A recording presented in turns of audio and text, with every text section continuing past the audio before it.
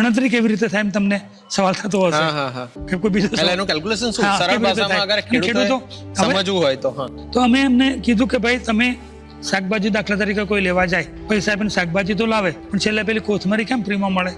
હા, એવું કામ છે. અમને સમજાયું કે તમે ખેતી તો કરવાના છો, તમને વન વિભાગની સહાય પણ મળશે જે મળે છે અમારી ફોરેસ્ટ ડિપાર્ટમેન્ટની. તમને ખેડૂત તમે જયારે ઝાડ તૈયાર થઈ જશે અને વેચશો ત્યારે તમને વેપારી પૈસા આપશે. પણ તમારા થકી પર્યાવરણને તમારા ઝાડે જેટલો કાર્બન ડાયોક્સાઇડ લીધો છે અને ઓક્સિજન આપ્યો છે એ તમે પુણ્યના ભાગીદાર બની ગયા. તો એનું જે બોનસ કહેવાય એનું નામ કાર્બન ક્રેડિટ. આ દેખાય એટલું સરળ કામ નથી.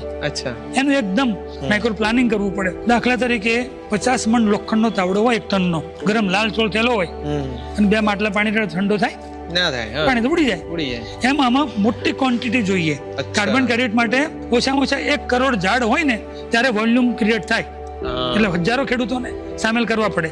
અને અમારી પાસે હતું. ગુજરાતના 3 લાખથી વધુ ખેડૂતો અમારી સાથે જોડાયેલા છે. અને અમે કઈ એવું કરે બી છે.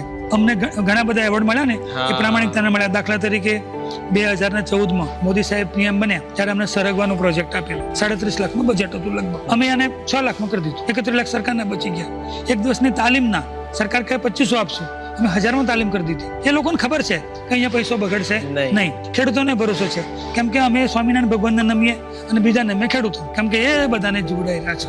એ નિમિત્ત બને છે.